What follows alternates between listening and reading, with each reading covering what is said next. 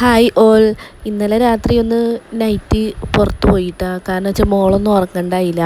കാരണം നാളെ ആഗസ്റ്റ് 15 അപ്പോൾ നേരത്തെ എണീക്കണ്ടേ. അപ്പോൾ ഇറ്റിങ്ങൾ എണീച്ചാലല്ലേ അംഗനവാടിക്ക് നേരത്തെ വിടാൻ പറ്റുള്ളൂ. 8:30 ആകുമ്പോൾ എത്തണമെന്നാണ് ടീച്ചർ പറഞ്ഞത്. അപ്പോൾ അത് കാരണം ഞങ്ങൾ കുട്ടികളൊന്ന് ഉറക്കാൻ വേണ്ടി കൊണ്ടുപോയിട്ടാ. അപ്പോൾ പിന്നെ ചായയും മക്രോണിയും കഴിച്ച് പിന്നെ അതെല്ലാം കഴിഞ്ഞ് പിന്നെ വന്ന് കിടന്ന് പിന്നെ നേരം വെളുത്തപ്പോൾ പിന്നെ ഉള്ള ഡ്യൂട്ടി രാവിലെ തന്നെ പോകണമല്ലോ. അപ്പോൾ നേരത്തെ എണീച്ചു പണികൾ തീർക്കാണ് കേട്ടോ.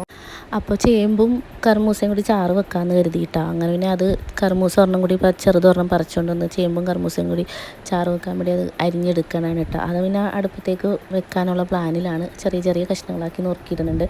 അതിലേക്ക് തക്കാളിയും പച്ചമുളകും മഞ്ഞൾപ്പൊടി ഉപ്പിട്ട് വേവിച്ച് പിന്നെ തേങ്ങ അരച്ച് പാർന്ന് എന്നും ഇവിടെ ചാറ് വേണം കേട്ടോ. എൻ്റെ കാക്കൂനൊക്കെ എന്ന് പറഞ്ഞാൽ മീൻ കറിയിലും ഏറ്റവും ഇഷ്ടം ചാറ് കറി വെക്കുന്നതാണ്. ഇങ്ങനെ കുമ്പളങ്ങയൊക്കെ ഒരുപാട് വെള്ളം പോലെ അല്ലാണ്ട് കുറുക്കി ഇങ്ങനെ കട്ടിക്ക് അത്യാവശ്യം അങ്ങനെ വെക്കുന്നതാണ് കേട്ടോ ഇഷ്ടം. അപ്പോൾ പിന്നെ അങ്ങനെ തന്നെയാണ് കൂടുതലും വയ്ക്കുക. മീൻ കറി വെച്ചാൽ അത്രയും പോവില്ല, ചോറൊന്നും അധികം കഴിക്കില്ല. അപ്പോൾ പിന്നെ അങ്ങനെ വെക്കാമെന്ന് കരുതിയിട്ട് രാവിലെ അത് ചെയ്തുകൊണ്ടിരിക്കുക കേട്ടോ. പിന്നെ പീച്ചിങ് ഓൾറെഡി മെനഞ്ഞാന്ന് പീച്ചിങ് മേടിച്ചിട്ടുണ്ടായിരുന്നു. അപ്പോൾ അധികം ഉണ്ടായാണ് ഞാൻ കുറച്ച് അരിഞ്ഞ് നന്നാക്കി വെച്ചിട്ടുണ്ടായിരുന്നു.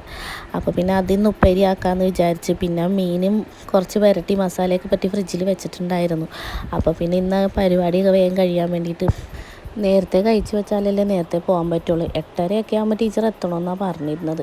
അപ്പം ഇത് കഴിഞ്ഞ് താഴത്തെ ഈ പണി കഴിഞ്ഞതിന് ശേഷം വേണം മേലെ ചെന്നിട്ട് കുട്ടീനെ ഉണർത്തണം. പിന്നെ കുട്ടീൻ്റെ വാപ്പാനെ ഉണർത്തണം. രണ്ടും നല്ല ഉറക്കത്തിലായിരിക്കും രാവിലെ തന്നെ.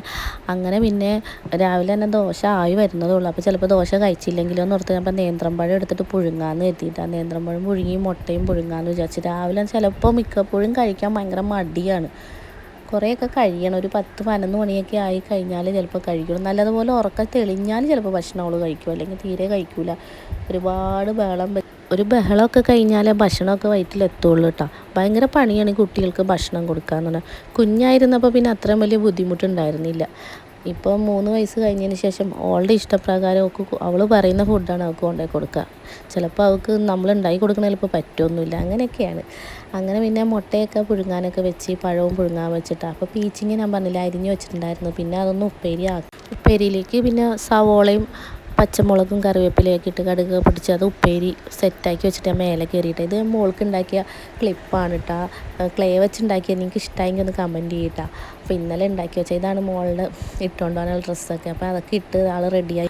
അങ്ങനെ പിന്നെ ഞങ്ങൾ അംഗനവാടിയിലെത്തിയിട്ടോ. അംഗനവാടിയിലെത്തിയപ്പോൾ ടീച്ചർ അവിടെ പതാക ഉയർത്താനുള്ളതൊക്കെ കെട്ടി സെറ്റാക്കുന്നുണ്ടായി. അപ്പോൾ ഓരോരുത്തരിങ്ങനെ വന്നുകൊണ്ടിരിക്കണുള്ളൂ. പിന്നെ ടീച്ചറിൻ്റെ വക മീറ്റിങ്ങും കാര്യങ്ങളും ഉണ്ടായിരുന്നു. മീറ്റിംഗ് വേറൊന്നുമല്ല, നമുക്ക് ഓണം തന്നെയാണ്. ഓണത്തിൻ്റെ പരിപാടി എന്നാണ് വെക്കേണ്ടത്, എങ്ങനെയാണ് ചെയ്യേണ്ടതെന്ന് അമ്മമാരോട് ചോദിക്കുമായിരുന്നു. എന്തൊക്കെയാണ് അതിന് വേണ്ടി നമ്മൾ ചെയ്യുക, എങ്ങനെയാണ് വെക്കേണ്ട, ഏത് തീയതിയിലാണ്, അങ്ങനെയുള്ള കാര്യങ്ങളൊക്കെ. അപ്പോൾ ഓരോരുത്തരുടെ അഭിപ്രായങ്ങളും കാര്യങ്ങളൊക്കെ പറഞ്ഞു. പിന്നെ നമുക്ക് ഓണത്തിന് ഓരോരുത്തർ ഭക്ഷണം കറികളും കൂട്ടങ്ങളൊക്കെ വെച്ച് കൊണ്ടുവന്നാൽ മതി, അമ്മമാർക്ക് ബുദ്ധിമുട്ടുണ്ടാവില്ല. ഓരോരുത്തർ ഓരോ കൂട്ടം വെച്ചുകൊണ്ട് പോയോ എന്നൊക്കെ ഇങ്ങനെ പറഞ്ഞ് ടീച്ചർ അതൊക്കെ പറഞ്ഞ് സെറ്റായി കഴിഞ്ഞപ്പോൾ മെമ്പർ വന്നപ്പം കുട്ടികളൊക്കെ വന്ന് നിൽക്കാൻ ഭയങ്കര മടി കാണിക്കുന്നുണ്ടായി കേട്ടോ. കാരണം അമ്മമാർ കൂടെ ഉണ്ടായതുകൊണ്ട് അവർ ഭയങ്കര കരച്ചിലായിരുന്നു. എൻ്റെ മോളും നല്ല കരയുന്നുണ്ടായിരുന്നു. പിന്നെ ഞാൻ അവളെ എങ്ങനെയൊക്കെയോ പറഞ്ഞ് സമാധാനിപ്പിച്ച് അവിടെ നിർത്തിയിട്ടോ. കുറേ കുട്ടികൾ കരയുന്നുണ്ട്. കാരണം വെച്ചാൽ നമ്മൾ കൂടുതലും അംഗനവാടിയിലാക്കിയിട്ട് പോകലാണല്ലോ, അവിടെ നിൽക്കലില്ലല്ലോ.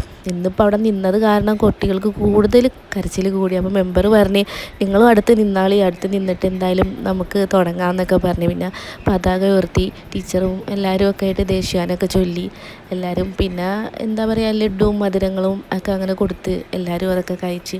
പിന്നെ കുറച്ച് ഫോട്ടോസും കാര്യങ്ങളൊക്കെ എടുക്കാനുണ്ടായിരുന്നു കേട്ടോ. മെമ്പറിൻ്റെ ഒപ്പം നിന്ന് കുട്ടികളൊക്കെ നിർത്തി. കുട്ടികളൊന്നും നിൽക്കണ്ട, ഒരാളിവിടെ നിൽക്കുമ്പോൾ ഒരാൾ വേറെ സ്ഥലത്തേക്ക് പോകും. അങ്ങനെയൊക്കെ ആയിട്ട് പിന്നെ എങ്ങനെയൊക്കെയോ ഞങ്ങൾ പരിപാടികളൊക്കെ സെറ്റാക്കി കൂട്ടിയെടുത്തു. പിന്നെ ഫോട്ടോ എടുക്കാൻ നിൽക്കണേന് കുറേ പേര് നേരെ നിൽക്കും, കുറേ പേര് അങ്ങോട്ടും ഇങ്ങോട്ടും അങ്ങനെയൊക്കെ ആയിട്ട് പിന്നെ ഫോട്ടോസൊക്കെ കുറേ എടുത്തിരിക്കണം. അപ്പോൾ ഇന്നത്തെ വീഡിയോ ഇത്രയേ ഉള്ളൂ. ചാനൽ ഇഷ്ടപ്പെട്ടാൽ എല്ലാവരും സബ്സ്ക്രൈബ് ചെയ്യുക, ലൈക്ക് ചെയ്യുക, കമൻറ്റ് ചെയ്യുക. എല്ലാവരും ഫുൾ വീഡിയോ കാണണം കേട്ടോ. എന്നിട്ട് നിങ്ങളുടെ അഭിപ്രായങ്ങളൊക്കെ ഒന്ന് പറയണം കേട്ടോ.